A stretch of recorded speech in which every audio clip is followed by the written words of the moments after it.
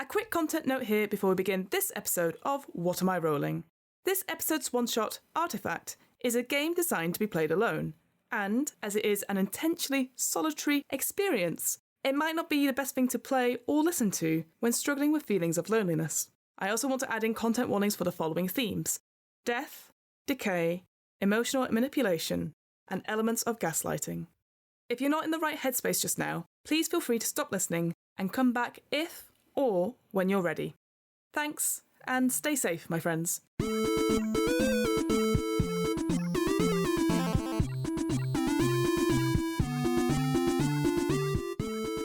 Hello, and welcome to What Am I Rolling? A twice-monthly RPG one-shot podcast, hosted by me, Fiona. This is part 2 of our Artefact one-shot, so make sure you listen to the first part before continuing on with this episode. To briefly recap, I am playing the magical artefact known as the Mirror of True Judgment.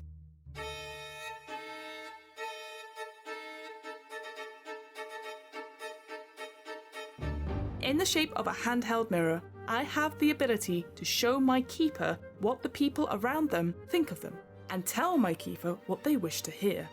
Over time, I've had many different owners, including an anxious, paranoid young ruler, a happy-go-lucky rogue, and a surly monster hunter of a local guild.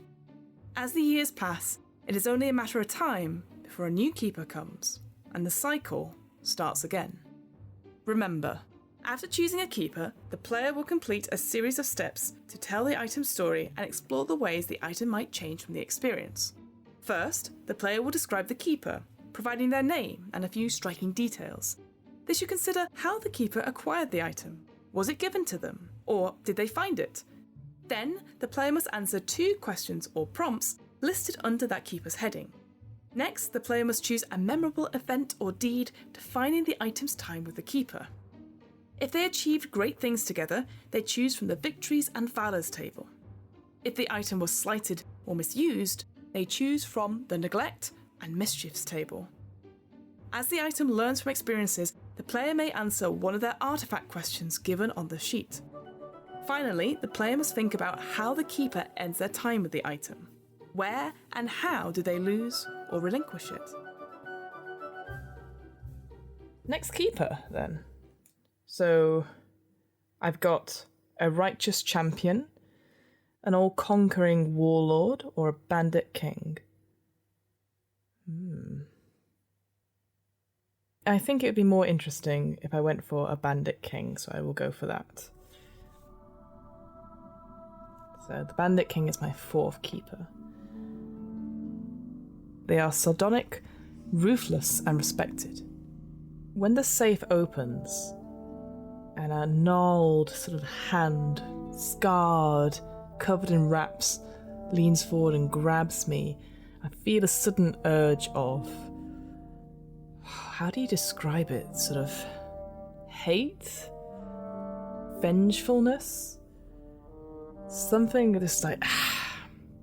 I soon discover that my current home has been ransacked.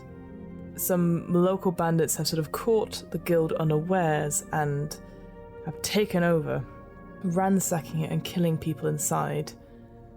I don't see Clarissa at all. I don't feel her presence. But this new person, something very different about them. Compared to Beatrice and her anxiety, which turned into paranoia, from Rodney, the hopeful, shy person that turned into a confident young man, and Clarissa, the clinical but precise and strong-willed individual. This person is very different. I sense their anger and their rage. And as I'm picked up and presented, I see a woman, maybe 30, 35. Her hair is an auburn fire, burning sort of down the sides of her face, which again, like her hands, have been scarred. A lot of her present features that aren't covered up by wraps and by armour and by cloaks is scarred in some way, is marked through many signs of battles, of quarrels. Her face actually is lined by years of work, hard work, I feel it. After a time, for she is suspicious of me, I learn her name, Sky. Sky is a leader, or would-be leader, of a local bandit gang. They take opportunistic gambles, and it looks like this time they've paid off. So the two questions I have for the Bandit King are, describe their outlawed kingdom's seat of power, and how did you help them ascend to their crooked throne? Man, I've put myself into a spot again by trying to come up with names for gangs. I'm gonna go for the Agents of Sky. After being taken from the Guild of Monster Hunting, I'm taken to a place which is very unbecoming. Dirty. If I could smell, it probably did smell. The air was sort of filled with sweat and grime. It really felt dirty. As a beautiful piece, I'm not supposed to be in such places. That's not what I was made for, but the new keeper, well, they had some very interesting ideas about how this would work. Their operation was small, the Agents of Sky, raiding travellers, raiding wagon supplies, going to and from various routes between the wanton villages and cities. Taking little bits here and there, but just for themselves. There'd also be fights with other gangs, other individuals that would try and capture them, bounties placed on their heads and all that sort of thing, but they always managed to get away, always managed to suss out where their enemies lay. Their real power lied in contraband, in certain, well, how would you say it really? There was a wildflower which grew in certain places, which they cultivated and grew, and it had certain, let's say, medicinal properties, which they would sell for a high price to those who required it for healing, but also those who required it for, well, other means, I guess. I think the line, the catchphrase that sort of permeated the Agents of Sky was, whatever you do, you don't dabble in your own product.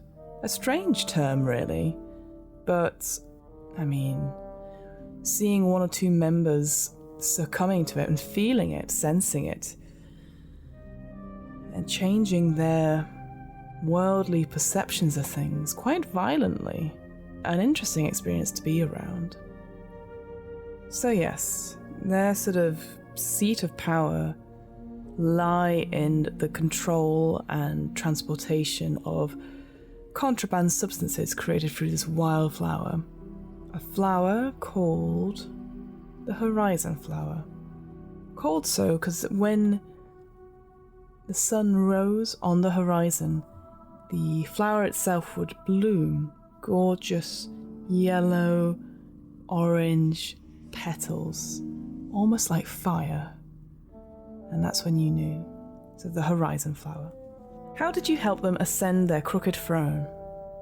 Well, it felt, in lots of ways, a bit like being back with Queen Clearwater in a way.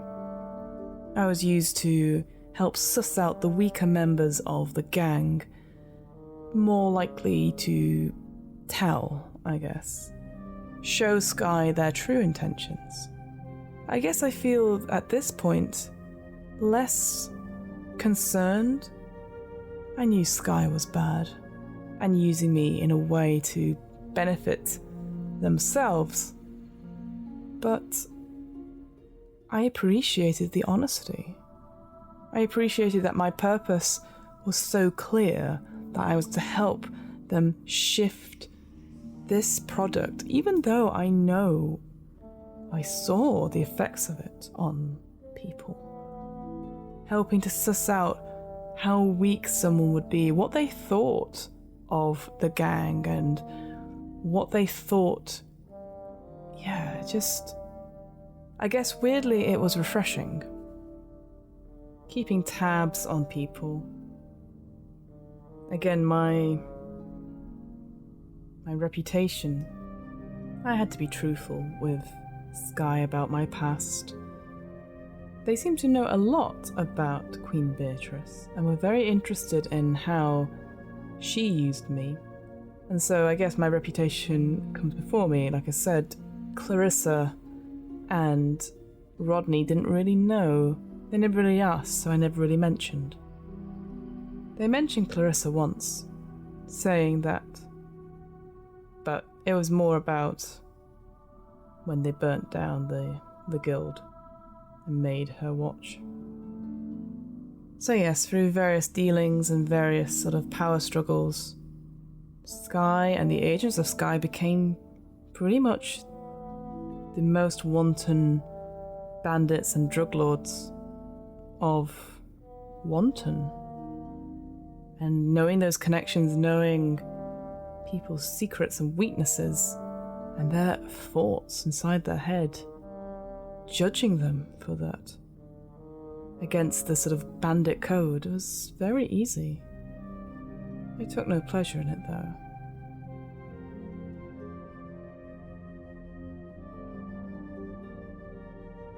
Choose from the table as well. Let's be honest, friends, that wasn't fun. Neglect and mischief. Choose an option from below, answer the questions, and change something that says you've become hardened. Okay, so I'm going to answer this question. You were put on display to decorate a wall. You rested there for a long time, unused. What was the room like? Were you kept clean and shining? Or did the dust and grime pile up over the passing years? Well, like I said, my reputation preceded me. Just the threat of being used was enough to make sinners confess, or to make undercover spies or double agents reveal themselves, pleading for their lives. I was put in, well, Sky's chambers, effectively, their office space, just on the back wall, behind their claimed desk. The room itself was very dark, lit by candles. Sky was fond of a good roaring fire, because it would catch in my mirror and reflect back. It gave me a good view of the room as well. So just in case I had to be used, Sky could get me down and use me.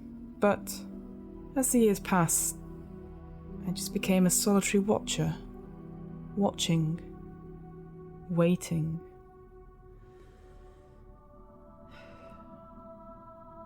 I was growing impatient. I just wanted to be used. I just wanted to be... I had no proper purpose anymore, no direct purpose. Just waiting and waiting and waiting. I think my time with Clarissa has spoiled me such. Like every few days having to be brought out and to be asked questions and to use my skills, I felt like I was simmering, like I was decaying in some way. And it was... I just grew impatient. I was kept clean, obviously, as a certain status symbol. Wouldn't look very good if I wasn't clean. Oh, that was it. Sky would use me as a test, I guess. Hand me over and tell me that I needed cleaning. And then to really look at their reflection, see if they could bear to tell the truth in it, and ask questions. I fed off a lot of energy there, a lot of their fear, a lot of their anticipation. But as soon as I was clean, I was back on the wall, and the meeting would be over. No thank you, no touch to appreciate my work.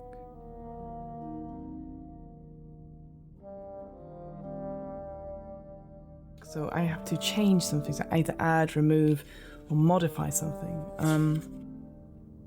I'm going to change one of my traits. But it also makes sense that it's not a physical appearance. I'm going to add a few things. So I'm going to change a trait from beguiling to intimidating. I'm not an artifact of wonder and curiosity anymore. I'm an object of fear for the way I've been used. I'm going to change a detail about my appearance. I'm going to feel cold to the touch. Not like ice cold or anything like that, but just there's a sudden drop in temperature, as if you're being judged, like a cold, hard judgment, if you get my meaning.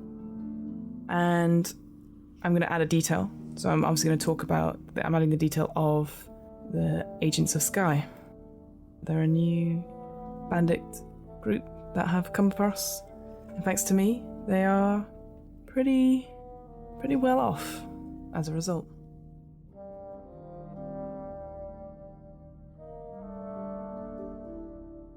Answer an artifact question.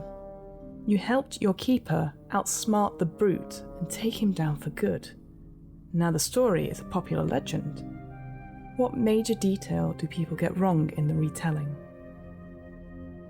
So I think this was an earlier encounter, probably the first one.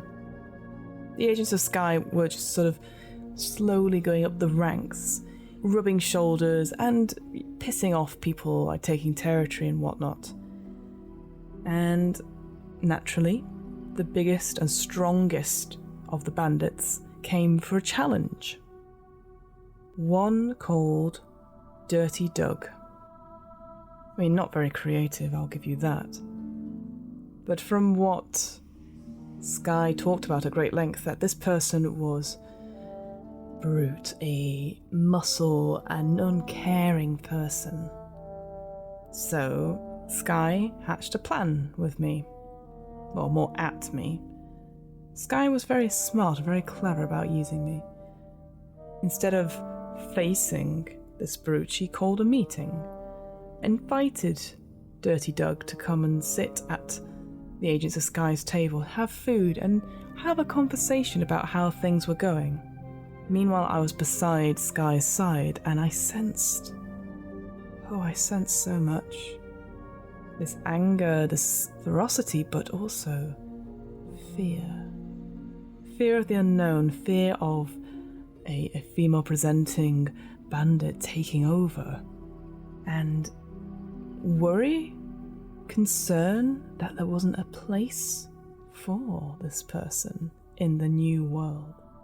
After excusing themselves, Sky took me aside and I told them all of this. And I suggested that the best way take them down for good is to not beat them, but make them join us. And just use words, just simple, be straightforward, give them the benefits, show them what they desire and give it to them, make them a loyal person. And Sky did just that. And Dirty Doug became just Doug. Someone that enjoyed very simple pleasures. They overdosed on horizon flowers, maybe within a year, 2 years. And so they were no longer a problem. Not that they were a problem. They were quite nice to have around, a bit of muscle. But, well. And then, well, the thing they get wrong, they make up some story about Sky using me as a mirror and showing Dirty Doug them true selves, and what they saw was so bad and so awful that they pleaded to join the Agents of Sky. Now that's simply not true. That's not what I do. I don't show people them true selves. I tell them what they want to hear. I tell them how to get into people's heads from what I've seen. I don't show people them true selves. Only if they ask. And certainly, Dirty Doug never asked.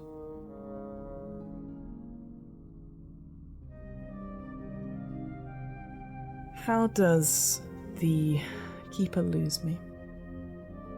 It was quite sudden, really. The camp, it had been a quiet couple of days. Business as usual. I sensed it in the air, a storm. And with the camp underground, well, I couldn't reach out to them. I have to be held in order to tell them. But there'd not been many people to investigate for a few months, so it was only a matter of time until the rain fell and the great flood happened. They weren't necessarily caught unawares, but maybe by the third or fourth day they realised that their barriers, the sandbags, weren't holding, and the dam, well, it broke its banks. The whole area must have flooded, turning this underground bandit camp into, well, underwater. And I think just in Sky's hurry to get out, because it happened so quickly. I can see them. They're standing at the door, picking up coin after coin, the water rushing around their feet, their ankles, their calves, their knees. And they look up. I'm too far away. 30 feet across the room. The water rushing in is now up to waist height. They try and wade towards me, but they stop. I see pity, sadness, something in their eyes. There's a moment where I think they mouth, "I'm sorry." And then they just back out, wade back out to the open, to the fresh air, as slowly but surely Sky's office fills with water, and I'm underwater. Still alive, but lost.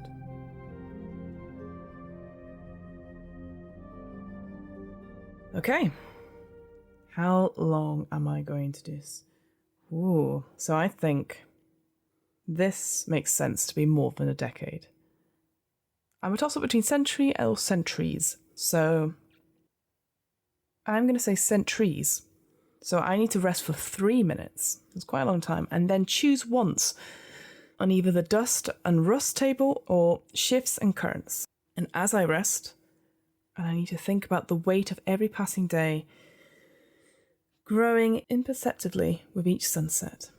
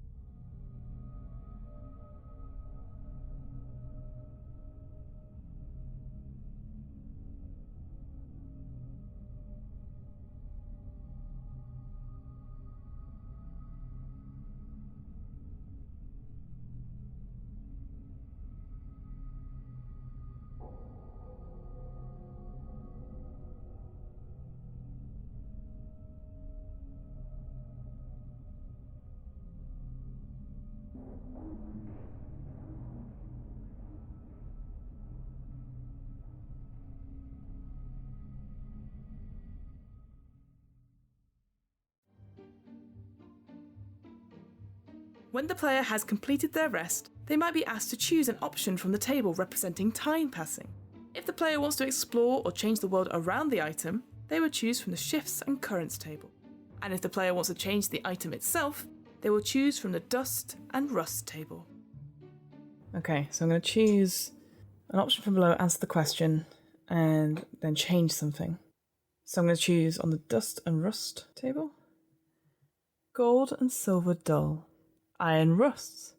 Colours fade to a terrible grey. What would your creator say if they saw you now? I mean, they're long dead, Jin Hollow. I think he'd be sad. He made me with such promise to help, and I have helped sometimes, but I've also hurt. I've hurt people. I've instigated a huge warfare on Wanton. I helped a young man find his sweetheart. I helped, but also harmed individuals for the Guild of Monster Hunting. But recently, or within the past centuries, I caused more harm and hurt, and I was aware of that, but it gave me such purpose. And I felt like I was in my element some of the time. Just a little niggle here, a little shaping and influence there. Jin would be sad, but maybe he'd understand. There's not much else I could do. I'm gonna add a trait. I have, for traits, intimidating, whispering, and manipulative. I'm gonna put down, it makes sense because I've been talking about it, sensing. I've kind of been building on that, so it might make sense to add that trait in now.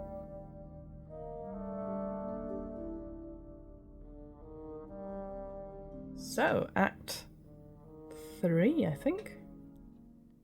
So I have a pair of treasure seekers, an archivist collector, a doomsday cult, or a foolhardy warrior. Or it's gonna be a pair of treasure seekers for sure, I think. They are opportunistic, argumentative, and short-sighted. So the two questions I have to answer are: describe how they operate despite their mutual distrust. Which one of them ends up with you, and at what cost? So, there's a moment where I feel the presence of two individuals swimming towards me in some strange, unknown garb. They seem to emit light, almost like illuminating the place, but not by magic, by something else. The light catches my mirror and reflects back at them. There's a sudden sense of panic, but suddenly curiosity takes over, and one of them grabs me off the wall and they take me back to the surface. I discover two young gentlemen who go by the names Jonathan and Christopher, the Bradley brothers. I take a moment, being suspicious, naturally, to sort of get my whereabouts. It's been so long since I've been handled. And these two brothers, they are interesting, bickering constantly, but share a goal of finding treasure and then selling it on to the highest bidder. Or at least that seems to be how their treasure-seeking services are. They had been clearly researching this bandit camp that was flooded so long ago. The Agents of Sky have become legend somewhat. I assess the situation. They seem to, whilst bickering slightly over who found what and what seems nice, they seem to have a code. A way of agreeing on something, like agree to disagree. They say that a lot, and then they just leave it. Clearly, Jonathan knows how to push Christopher's buttons, being the elder, I believe. And there's clearly like some sort of sibling rivalry going on. They set up camp for the night, drying out their wet gear that they used and going through what they have, so I wait a moment. The younger Christopher seems to... well, I think it's my turn to actually take control of a situation. I wait a moment and I call out to him. It's been so long since I've been able to do that, and I didn't know I could. He freezes, turns, picks up my case. As soon as he holds me, I take a moment, and then slowly but surely I start to whisper to him. He didn't ask a question, but I willed him to, realizing that my powers, whilst dormant, actually extend much more. I'd been limiting myself. I told Christopher that Jonathan didn't care. I said to Christopher that he needed to make a choice, and I would be here waiting if he needed me. I could show him so many things. How to be a better person. I said I'd served queens, I'd served bandits, I'd served monster hunters. I decided to keep Rodney out of this one.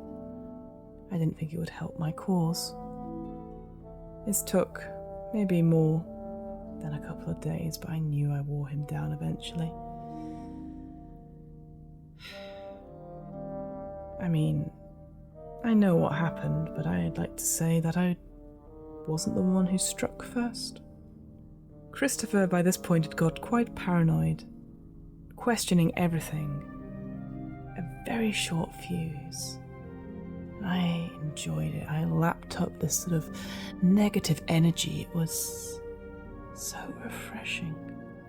Something I'd caused directly rather than indirectly. Jonathan was questioning why Christopher was like this. They were getting on fine, and was there something he could do? But then I knew it. I knew my chance. I called out to Jonathan, and Jonathan turned and tried to pick me up, thinking, was it me?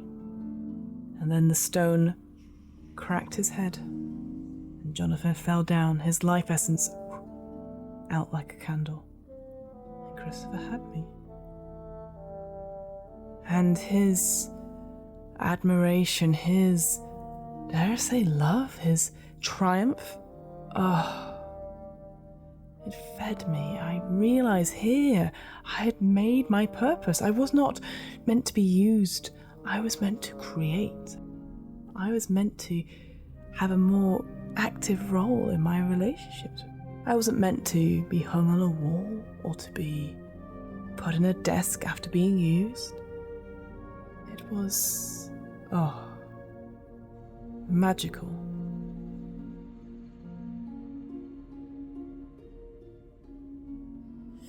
Well, let's choose from that. Table: neglect and mischief. So first thing I'm gonna add a trait.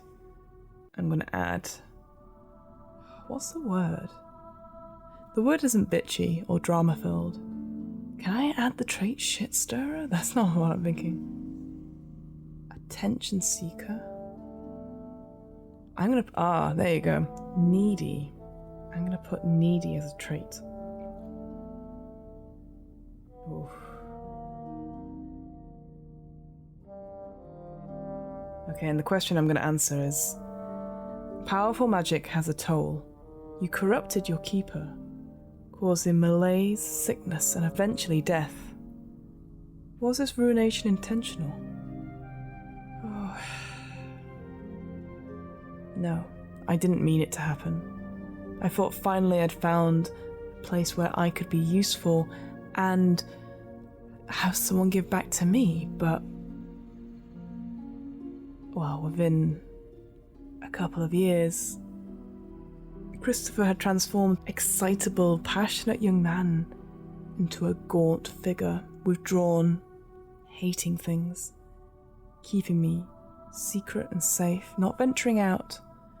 He'd hold me close to his chest, saying, mine, mine, mine. And I wanted it. I wanted so desperately to be happy I clawed at it, I craved it, and I think it was too strong. I manipulated him into asking me questions that I wanted to know the answers to.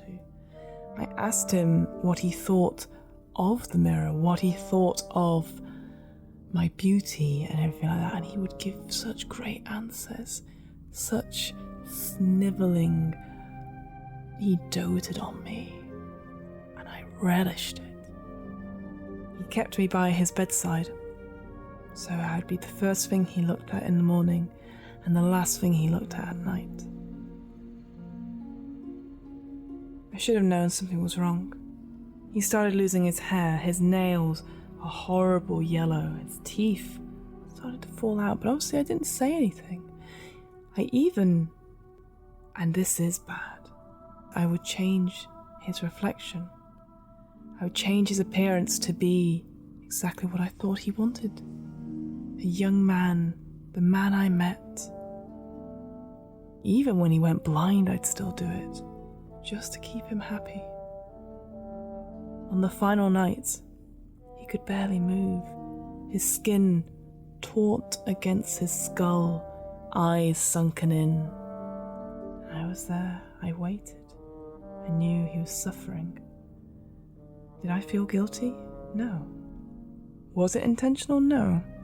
But his essence, I saw it leave his body, and I felt complete. I felt I'd found this purpose. I'd felt I'd known what I needed, and I too was happy. So this makes sense. I'm going to answer, you are immortal. You do not grow old. What preoccupation of the keepers is most strange to you as one that cannot die? I think this is a kind of obvious one, but with all of them, to an extent, how they would look at their own reflection, and I would sense their judgments about, a line here, a line there, hair turning grey. Even Clarissa, of all people, I did not expect that. I know mirrors are, or were, very rare and luxurious items, but then seeing oneself as the world sees you is quite an experience, don't you think? I think that preoccupation with how they look and wanting to be seen by other people as one way when they are seen so much like another, it's so strange. Especially when certainly physical appearances change over time, but judgments tend not to. Judgments aren't necessarily based on the looks, they can be for sure, but it's more about the actions that take place. Consider how the keeper loses you. I think I've already stated it. Christopher dies of old age. Or young age, it's hard to tell. They find him withered, withdrawn, maybe a month or so later, in his house, his hand outstretched towards me. People come and go. They start boxing up. I'm bagged, some note given on me, and put into storage. The light disappearing. I reach out and try and suss anyone else, but no one. And I wait. And I need to think of an amount of time until the next keeper arrives. I'm going to say, just for the ease of time, I'm going to rest for more centuries, I think, so another 3 minutes, and then choose once on the dust and rust and shift and currents table. But I think that will be my last one. Makes sense, I have a whole 6 people. So, do it for 3 minutes. Whilst I rest, I think about the layers of dirt, sand and bone that accumulate upon the world you know, now buried and forgotten.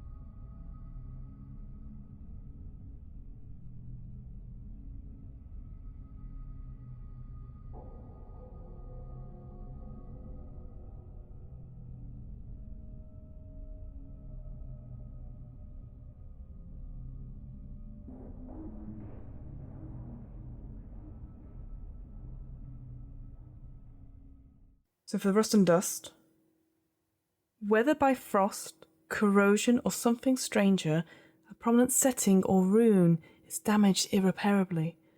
How does the damage affect one of your properties?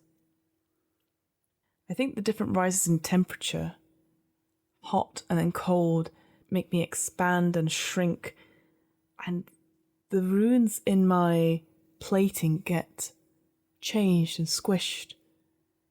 So my senses are dulled. I can't sense easily anymore, and whilst I try and reach out every day, every moment to try and sense something, I feel nothing. It is dulled. My range is gone, and I can only sense whoever is holding me. So, the people I have left. So I have an archivist collector, a doomsday cult, or foolhardy warrior. Well, it makes sense. I'm going to go for the archivist collector. They are observant, austere, and manically organised. There's a shift in my compartment, and I feel movement being put onto some sort of strange device which sort of moves at such a fast pace, faster than any wagon I have ever been a part of, faster than any vehicle?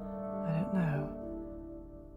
And then various shifts and movement and stuff, and suddenly my crater's open, and I see an older gentleman, massive spectacles, one with many, many magnifiers.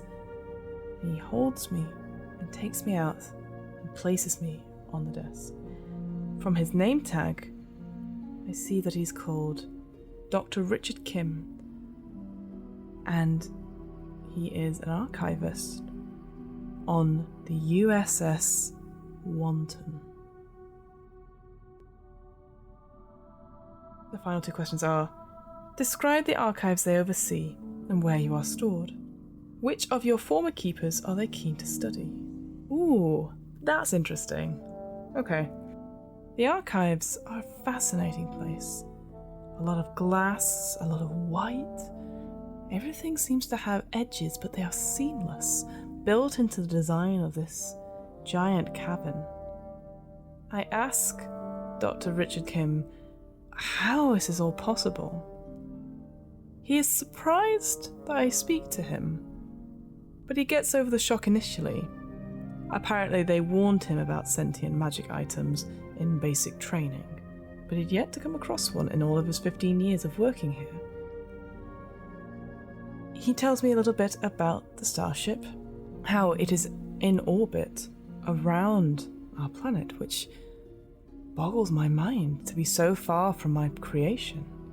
He tells me that it's been many, many years, and a lot of the stuff that happened in Wanton, the history got erased in some great war, and only bits and pieces have been found through various recorded stuff, so they've actually started to go back through all of the items that were collected through various Wanton residences, categorizing them, making them an archive, and putting them into the databanks, whatever that may mean.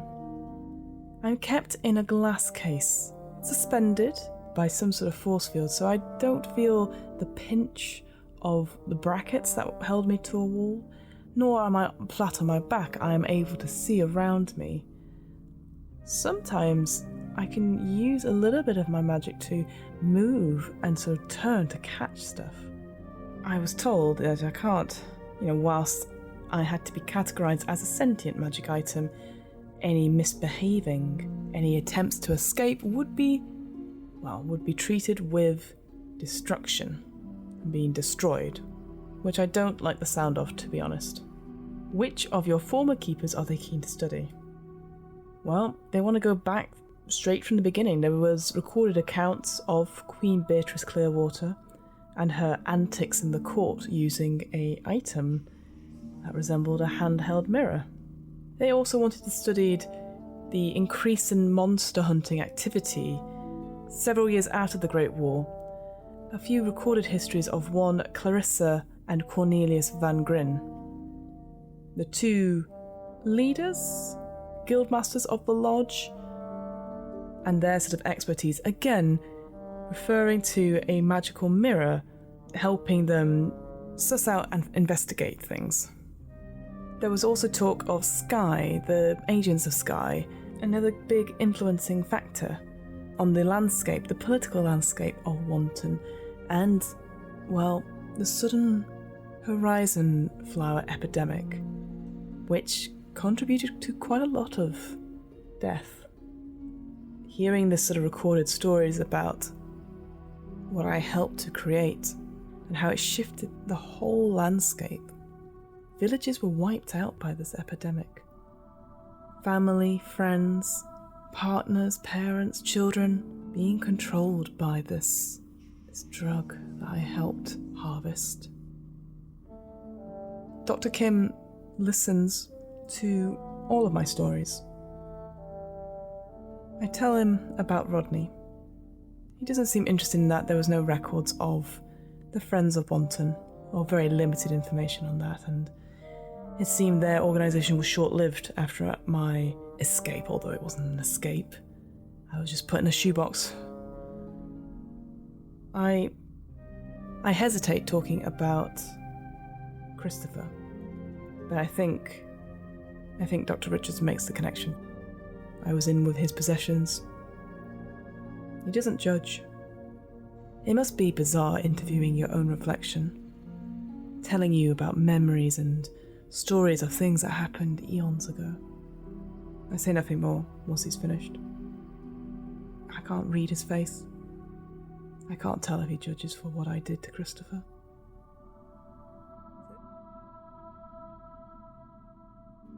So this is interesting, because I don't think I did anything good. I don't think I did anything evil.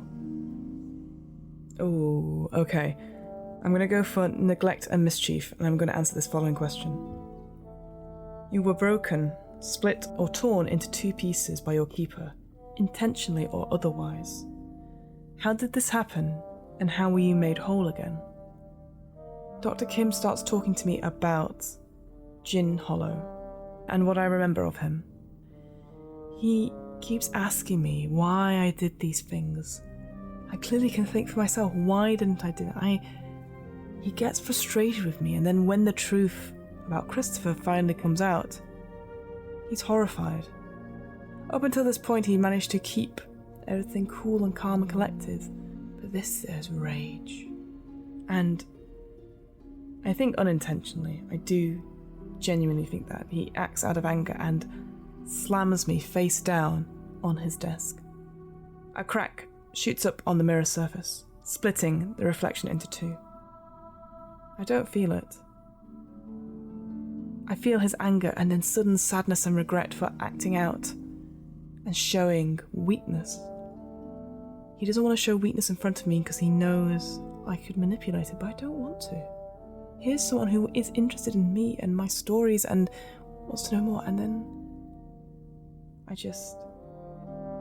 say nothing. He spends hours and hours and hours trying to repair the broken shards. He picks up what was left on the desk and sort of inserts it. There is some sort of special device on the ship that he puts me in. It heats up, and I feel not even a pain, I just feel the parts stitching back together. The glass, the mirror, the reflective surface, whatever, it just knits back. He asks how I'm feeling. I pull out my senses and I feel, and I'm whole, but I can definitely feel the mark of where I was shattered. I'm not long for this place. I'm being punished for what I did, despite following my purpose. So I'm going to add a detail. There's an imperfection in my mirror. Although it looks perfect, you can catch yourself, the reflection maybe shimmers slightly or glitches. And I'm going to add a trait, or change a trait even, from manipulative to reflective. having someone react to me in that way, so open and honestly, has made me really question what I've been doing this whole time. Okay, artifact question. The place you were created fills you with dread and you never wish to return. What is the root of this primal fear?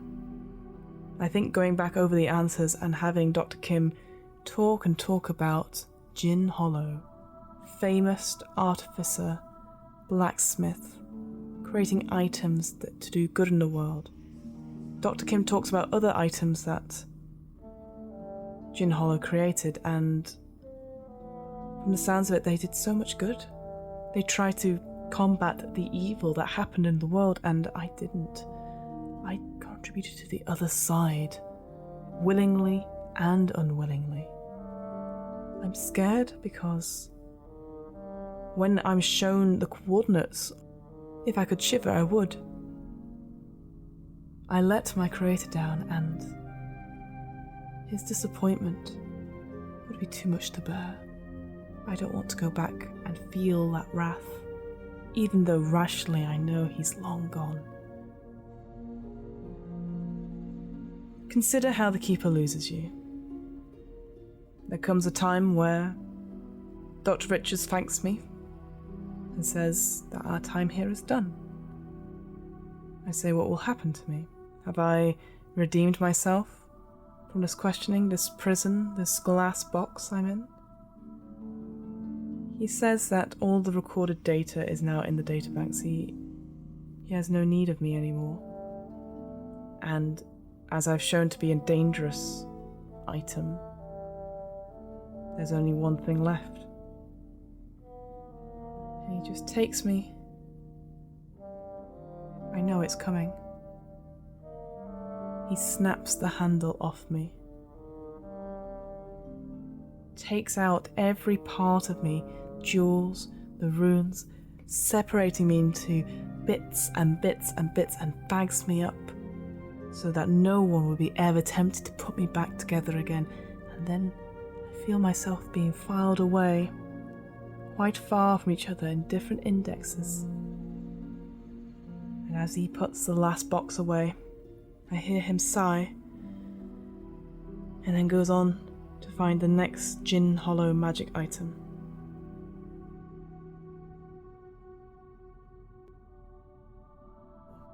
Eventually, the player will reach the end of the third and final act, and having resolved the final keeper, the item is left broken, beyond repair, or abandoned in a cold, dark place forever.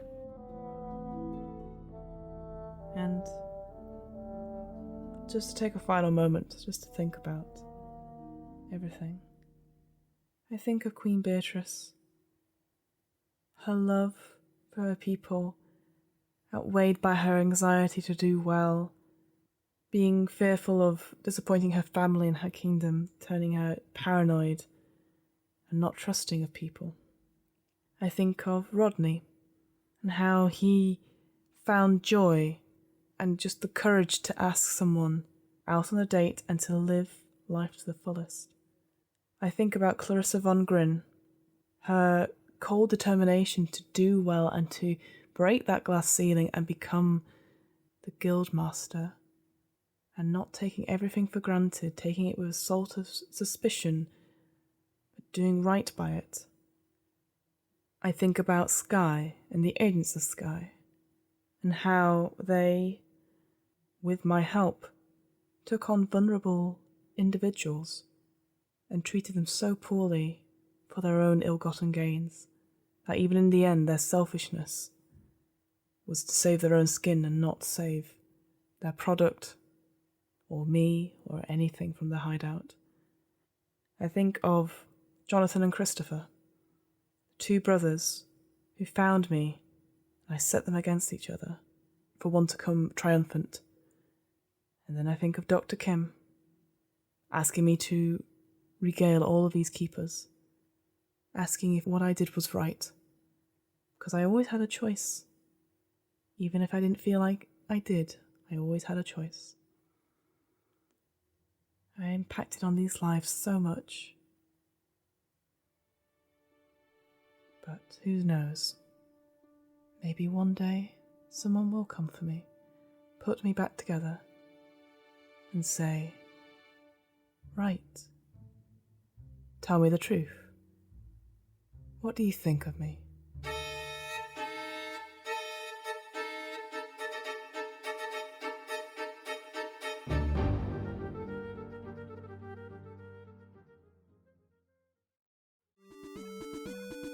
The What Am I Rolling podcast was created, recorded, and edited by me, Fiona Howat. This episode's player was Fiona Howat. This episode's RPG was Artefact, a game of legendary items and transcendent heroes by Jack Harrison of Mousehole Press. You can find out more information about Artefact and other Mousehole Press products on itch.io. The theme music was 8-Bit March by Twin Musicon of twinmusicon.org, licensed under a Creative Commons 4.0 license. If you want to find out more about the podcast, check out the website. That's www.wairpodcast.com. Fancy getting in touch? Email the podcast at whatamirollingpodcast@gmail.com. Finally, follow the podcast on Twitter and Instagram at WAIR_podcast for the latest news on upcoming episodes. And remember, adventurers need not apply.